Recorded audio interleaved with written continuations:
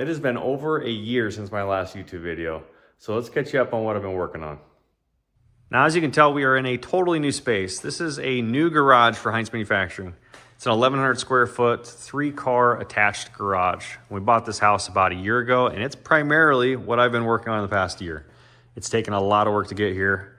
Immediately painted the walls, the foundation, did the epoxy flooring, set up a 2-post lift. Thankfully, the concrete was plenty thick to do so, and focused on the 2-car side just for organization. So I've got the tire rack I built, all of the tote storage, even above the garage doors, doing everything I can to keep this third stall just dedicated for building race cars and doing fabrication. And this U-shaped design, I actually modeled this in CAD before moving to the house, and it's proven to be awesome. I love the setup. All this fabrication equipment is from the last house, and including the fixture table. It's all the same stuff, just in a much more organized manner. The Harbor Freight toolboxes are new, so I ended up putting the Snap-on in my enclosed trailer I got and getting these 2 56-inch boxes and using this opportunity to really organize all of my tools, get some missing tools, and this whole area is just a dream to work in now.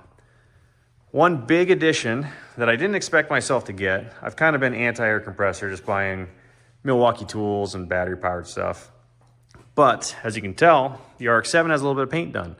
I ended up doing some Tropical Glitz Seductive Red Rattle Can paint on this for the roll cage and the engine bay, and kind of got the paint itch. So with drifting, there's just certain things that you're either going to pay out the ass to do or rely on other people or burden other people to do so in order to get your car done or fixed. Because of that, I learned fabrication. I didn't know how to weld. I didn't know how to TIG weld especially. And I had to teach myself because I had so many things that I needed done on the RX-7 when I 2J swapped it. Same thing kind of goes for painting. There's going to be tons of paint work to do now and in the future. So if I've got the means, I've got the space, I might as well do it and attempt to learn it. So hence the Quincy 60-gallon compressor. One thing that's kind of unique that you don't see everyone do is the condensation loops. So when the compressor heats up and hot air fills the lines, it can cool with the condensation loops and condensate and hopefully get trapped in these ball valves so that you're putting less reliance on the filters and the desiccant to do the work. So far it has been really dry. I haven't really worked the compressor super hard. I've only caught water in this pre-filter down here and maybe the first ball valve a little bit, but we'll see how that goes once we actually start painting the RX-7. But for now, just been using a DA sander and kind of getting used to the whole setup. But in the future, I plan to have an inflatable paint booth on the truck side bay and do all of my own painting in the future. So let's talk about what's next for the RX-7. So it might not look like I got a ton of work done in the past year on the RX-7, but to me, it's quite a bit on top of doing all the garage work and building an enclosed trailer and still attending events in the G throughout the year. So main thing is just the paint prep. It takes a lot of time to sand and finish the fabrication in order to actually start laying down color. So that's what I did, just prepping and removing all the paint from the old cage and from the engine bay and undercoating. So I've undercoated this entire car on the underside and on the inside. So I'm using this undercoating 3M rubberized coating for the interior as well because it's just super easy to blend. If you ever need to do anything and repaint it, it blends super nice. One of the things in order to start the undercoating that was kind of hanging me up is the wheel wells. So when I cut for over fenders, I cut through both panels of the sheet metal instead of just the one and doing the flap like most people do. And that's sheerly just because of ignorance. I didn't know what I was doing, and it caused a lot more work. So I had to put in a little trim panel here and blend it and stitch weld it and seam seal it on both sides. So that took a little extra time, but then I was able to finally undercoat it. Other than that, it's really just been adding all the things that I took out. I'd already had most of the rear firewall panel done and the fuel cell setup already done. One thing I did get done is the wiring for the sub harness that I built.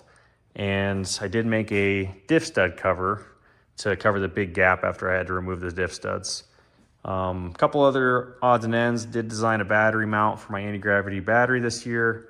And I'm starting to work on wiring. So as you can tell, my trans is still held up by a ratchet strap, but I'm working to address that. One of the reasons for that is when I put the 8.8 in, which is new, the pinion angle to match equal and opposite angles, it required me to tilt the engine back or down in the back. And because of that, none of my trans mount stuff that I'd previously done in 3D scan really fit that well. And I had other design ideas to improve it. So all that stuff's coming from Sendcut Send. It'll be here soon. And I plan to make a video doing that, as well as my next big project, which is an oil catch can / coolant overflow reservoir. So I've had a lot of people contact me about how do I take a 3D scan and take it to adding, or how do I add planes to it and start modeling around a 3D scan to create a product. So that's what we're gonna be doing next.